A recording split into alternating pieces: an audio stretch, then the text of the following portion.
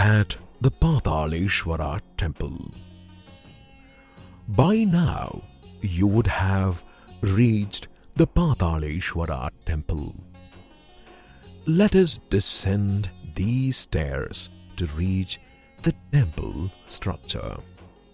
Pataleshwara temple is the smallest one among the Panchalingas here.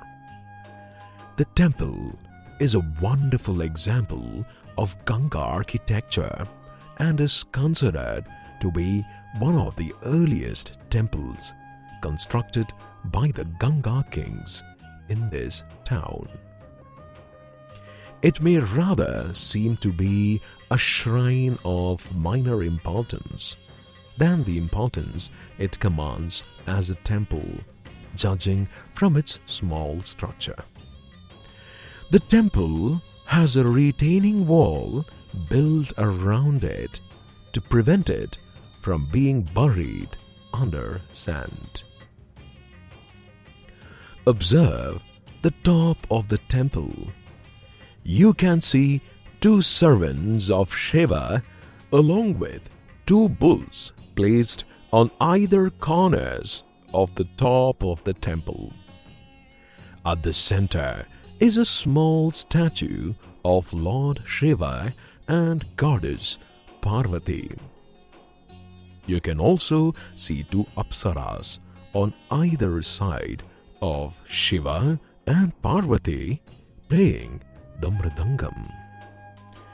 When you reach down, turn around and you will find 5 Shivalingas of various sizes placed in a single line. These lingas are adorned and worshipped every day by the temple priests. Inside the temple, you will see the famed Shivalinga of Pataleshwara. It is a very fascinating to see how the linga changes its color at various times of the day. The Shivalinga is red in color during the morning, then changes to dark towards afternoon and is white during the night. Depending on the time of day, you will be viewing a Shivalinga of a different color. There is a story associated with Pataleshwara which says that Vasuki, the king of snakes, fervently meditated here in order to become the king of Nagaloka. Once you have made your prayers here, move out and observe the temple architecture. It is beautifully constructed in a symmetric style. On all 4 sides, there are statues of bulls, and at the center, there is a statue of a god or goddess.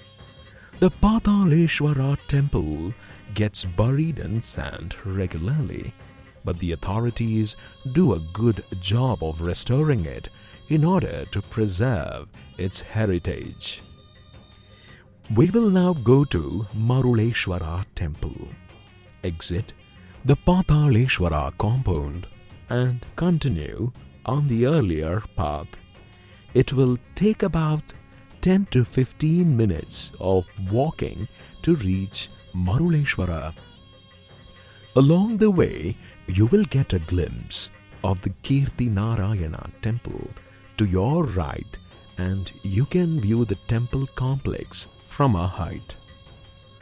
As you trek along, let me share with you about one of the most ancient and important traditions of Talakadu. It is the Panchalinga Darshana, which takes place once in every 12 years. The Panchalinga Darshana is held on a new moon day in the month of Kartika, when 2 stars conjoin. On this day, tradition has it that pilgrims should first bathe in the Gokarna Tirtha and worship both Gokarneshwara and Chandika Devi.